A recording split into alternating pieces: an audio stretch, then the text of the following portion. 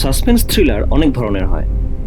কোনোটা স্লিক কুল type, কোনোটায় serial কিলারকে ধরার ওপর পুরোটা নির্ভর করে। কিন্তু কিছু থ্রিলার থাকে যেটা দেখতে খুব সাদামাটা লাগে, কিন্তু তার গল্প এবং চিত্রনাট্য দর্শককে আটকে রাখে। দ্য মিরাজ সেরকমই একটা সাসপেন্স থ্রিলার, যার এন্ডিং প্রেডিক্ট করা Impossible. গল্পের শুরুতেই আমরা একটি ছেলেকে দেখি যার নাম কিরণ, যে ট্রেনে করে কোথাও যাচ্ছে, তার সাথে একটা ব্যাগ। পরের সিনেই দেখা যায় যে নিউজে কোয়েম্বাটুর থেকে জাবালপুর যাওয়ার ট্রেনটি অ্যাক্সিডেন্টের কবলে পড়ে। একজন ইউটিউব জার্নালিস্টকে আমরা দেখতে পাই এই ট্রেন অ্যাক্সিডেন্টগুলো কেন হচ্ছে সেটা নিয়ে সে তার চ্যানেলে ভিডিও করে এবং ফ্যাক্টস নিয়ে কথা বলে। অপরদিকে আবার একটি ছেলে পাওয়ারফুল কোনো নেতামার্কা লোকের কাছে যায় যার নাম রাজকুমার। সে এসে বলে যে অফিসে কিরণের আইডি থেকে তাদের ডেটা আনঅথরাইজডভাবে ডাউনলোড করা হয়েছে। এদিকে অফিসে কিরণের গার্লফ্রেন্ড তাকে ফোন করতে থাকে কিন্তু পায় না। কিরণের সাথে একই কোম্পানিতে কাজ করেছে। পুলিশে জানায় তারা যে কিরণ এরকম এর আগে করেনি, সে তাকে না বলে কোথাও যায় না। এরপর জানা যায় যে কিরণ ওই ট্রেনটাতেই ছিল যেটা অ্যাক্সিডেন্ট হয়েছে এবং সে মারা গেছে। রিপোর্টারের কাছে কোথাও থেকে একটা ফোন আসে যে রাজকুমারের অফিসের ডেটা কিরণ চুরি করেছিল এবং সে মৃত। এবার সাসপেন্স তৈরি হয়, কেননা কিরণকে এতক্ষণ যেরকম দেখানো হয়েছে তাতে তাকে ভালো মানুষ বলে মনে হয়েছিল। বন্ধুরা, আপনারা যদি চ্যানেলটিতে নতুন হন তাহলে আমাদের বাকি ভিডিওগুলো অবশ্যই দেখবেন। আশা করি আপনাদের ভালো লাগবে এবং সাবস্ক্রাইব করতে একদমই ভুলবেন না। কিরণ মারা গেছে শুনেও রাজকুমার শান্তি পায় না, কেননা হার্ড ডিস্কটায় এমন কিছু আছে যা বাইরে এলে প্রচণ্ড বড় প্রবলেম হয়ে যাবে। সবাই জানতো যে অভি তার গার্লফ্রেন্ড, তাই রাজকুমার তাকে ফলো করতে বলে। এদিকে ইউটিউব রিপোর্টারও গোপনে অভিকে ফলো করা স্টার্ট করে। অভির বন্ধু ঋতু লক্ষ্য করে একটা অরেঞ্জ গাড়ি তাদের ফলো করে, কিন্তু অভি মানতে চায় না। ইতিমধ্যে সুপারিনটেনডেন্ট অফ পুলিশ অভির বাড়িতে আসে জিজ্ঞাসাবাদ করতে। তারা বলে যে কিরণ তাদের বলেছিল যে সে চেন্নাই যাচ্ছে, কিন্তু সে অন্য জায়গার ট্রেনে কি করে তারাও সেটাই ভাবছে। সুপারিনটেনডেন্ট তাদের হার্ড ডিস্কের ব্যাপারে বলে এবং বলে তাদের কাছে কেউ যদি হার্ড ডিস্ক চাইতে আসে তাহলে তারা যেন তৎক্ষণাৎ তা পুলিশকে বলে। এরপর অশ্বিন, যে ইউটিউব রিপোর্টার, সেও ওদের বাড়িতে এসে পৌঁছায়। সে এসপির সাথে কিরণের ছবি দেখায়। এবার অভি কনফিউজড হয়ে যায়, কেননা একটু আগেই এসপি বলেছিল যে সে পার্সোনালি কিরণকে চেনে না। অশ্বিন আর ঋতু চলে যেতেই একজন ফোর্সফুলি ঢুকে অভিকে গান পয়েন্টে রেখে তার কাছ থেকে হার্ড ডিস্ক চায়, কিন্তু অশ্বিন বুদ্ধি বলে তাকে বাঁচিয়ে নেয়। অশ্বিন জানায় যে সেই গুন্ডাটা হচ্ছে রিওয়াজ, যে অভি আর কিরণের বস রাজকুমারের রাইট হ্যান্ড ম্যান। সে জানায় রাজকুমারের আসল কাজ মানি লন্ডারিং এবং পলিটিশিয়ান গ্যাংস্টারদের কালো টাকাকে সে সাদা করায়। অভি এসপির সাথে দেখা করতে যায় এবং পুলিশের সাথে কিরণের কী সম্পর্ক সেটা জানতে চায় আবারও। তার সাথে এসপির যে ছবি সেটাও তাকে দেখায়, কিন্তু এই মুহূর্তে ঋতু বলে দেয় যে এই ছবিটা তাদের আসলে অশ্বিন দিয়েছে। এসপি বলে যে কিরণ পুলিশকে হেল্প করছিল রাজকুমারের পর্দা ফাঁস করতে। অভিকেও সেম করতে বলে, কিন্তু অভি রাজি হয় না। গাড়িতে যেতে যেতে অভি ঋতুকে বলে যে 1 মাস আগে কিরণ একটা লকার নিয়েছিল তার নামে এবং তার অফিসে সে একটা হিডেন চেম্বারও দেখেছিল। তারা তার অফিসে যায় এবং সেই হিডেন চেম্বার থেকে একটা চাবি পায়, কিন্তু যে ব্যাংক লকারটা অভির নামে ছিল সেটাতে গিয়ে দেখে যে সেটা ফাঁকা এবং সেই চাবিটার সম্পর্কেও ব্যাংকের লোকেরা কিছু বলতে পারে না। এরপর একটা কফি শপে অশ্বিন আর অভির আবার দেখা হয়ে যায় এবং অশ্বিন দেখে যে রিওয়াজ এখনও অভির গাড়ির পেছনে ফলো করছে। রিওয়াজ একটু এগিয়ে তাদের রাস্তা আটকে দেয় এবং তাদের হুমকি দেয় যে পুলিশে যাওয়ার জন্য, এবং অভি বলে যে পুলিশকে তারা রিওয়াজের বিষয়ে কিছু বলেনি এবং যে লকারের কথা তারা জানতে পেরেছিল সেটাও তাকে বলে দেয়। এই ঘটনার পর তারা বাধ্য হয় অশ্বিনের সাহায্য নিতে। রাস্তায় যেতে যেতে অভি অশ্বিনকে জানায় যে সে পৃথিবীতে একা এবং সে এটা শেষ দেখতে চায়। সে অশ্বিনকে চাবিটার খোঁজ লাগাতে বলে।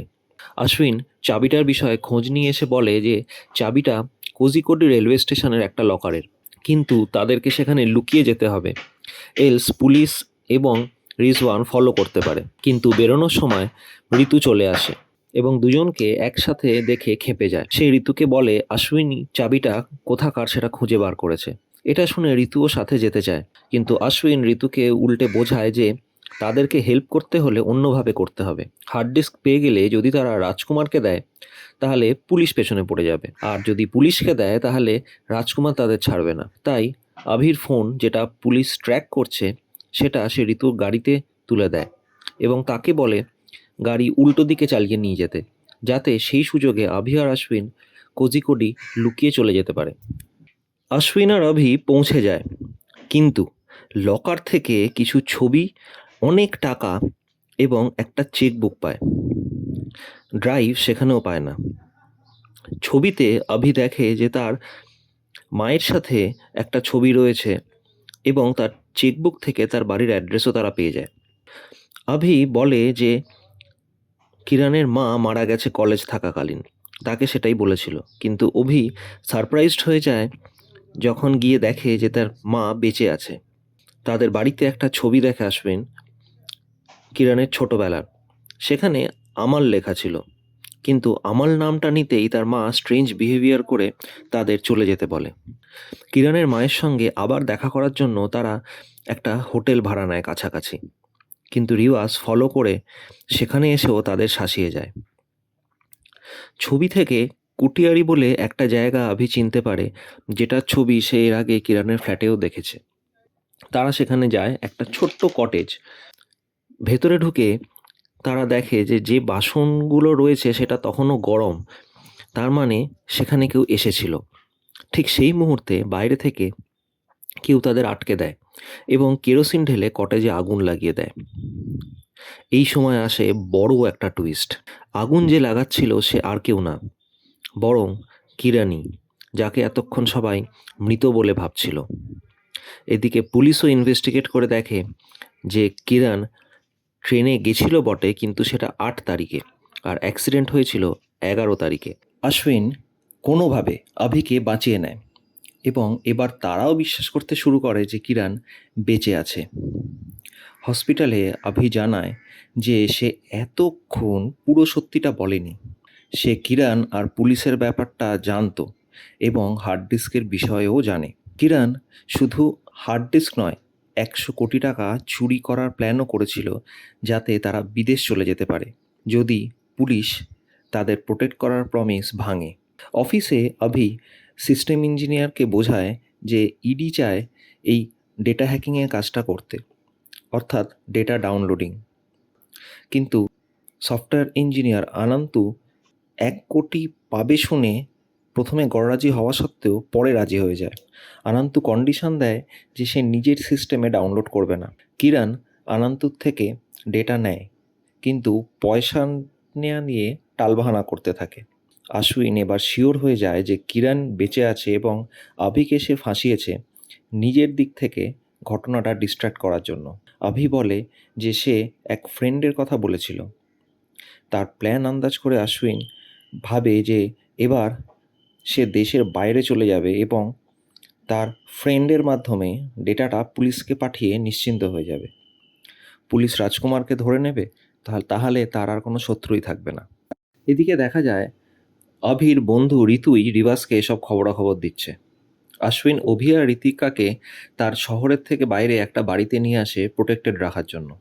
এদিকে কিরণ তার বন্ধুর থেকে টাকা নিয়ে বাইরে পালিয়ে যাওয়ার প্ল্যান করছে। ঠিক সেই সময় একজন এসে বলে যে আনন্তু যে হার্ড ডিস্কটা তাকে দিয়েছে সেটা এনক্রিপ্ট করে দিয়েছে। কিরণের বন্ধু এটা শুনে রেগে যায় যে সামান্য 1 কোটি না দেওয়ার জন্য এটা হয়েছে। তার ভেতরে আসলে লোভ প্রচণ্ড বেশি। বাধ্য হয়ে তারা গুন্ডা পাঠায়, কিন্তু আনন্তু পালিয়ে যায় এবং ফোনটাও সুইচ অফ করে দেয়। এদিকে রিওয়াজ রাজকুমারকে জানায় যে রাজকুমারের পুরনো পার্টনার প্রকাশ হয়তো কিরণকে এই কাজে লাগিয়েছিল এবং ইডি ও এসপিও এই বিষয়ে হয়তো ইনভলভ এবং তাকে সবাই মিলে ফাঁসাতে চাইছে। এদিকে পুলিশ অশ্বিন আর অভিদেরকে তুলে নেয়। এসপি অভিকে জিজ্ঞাসা করে যে 11তে অভি কোথায় ছিল। অভি মিথ্যে বলে যে সে ঋতুর ফ্ল্যাটেতে ছিল, কিন্তু পুলিশ সিসিটিভি থেকে তার ক্লিপ দেখিয়ে বলে যে অ্যাক্সিডেন্টের কাছে সেদিন রাত্রেই অভির কার দেখা গেছিল। অভি যে মিথ্যে কথা বলছে এটা শুনে সবাই শকড হয়ে যায়।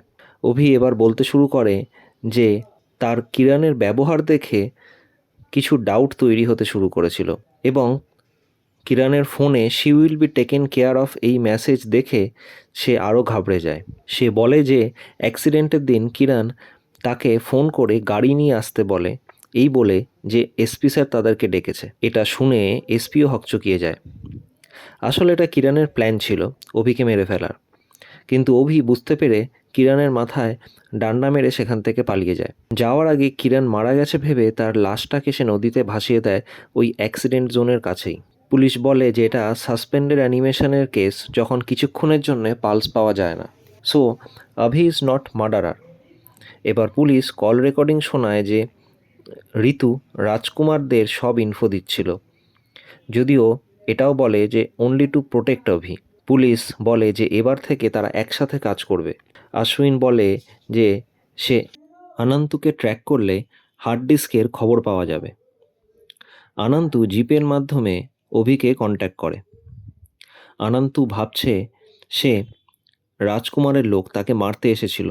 তখন আশ্বিনরা সব খুলে বলে। এদিকে কিরণের গুন্ডারা অনন্তুকে লোকেশন ট্রেস করে ফেলে, আর রিওয়াজের লোক আবার কিরণের গুন্ডাদের ফলো করে। রিওয়াজ কিরণের গুন্ডারা সবাই তাদেরকে ঘিরে ফেলে, কিন্তু কোনো রকমে তারা সেখান থেকে বেঁচে পালায়, কিন্তু অনন্তুর গুলি লেগে যায়। রিওয়াজ রাজকুমারকে সমস্ত বলে। রাজকুমার বলে প্রকাশকে ফলো করতে, কেননা কিরণ প্রকাশের কাছেই নিশ্চয়ই আছে। অভি বলে যে অনন্তু আসতেই তাকে ডিক্রিপশন কিটা দিয়ে দিয়েছিল।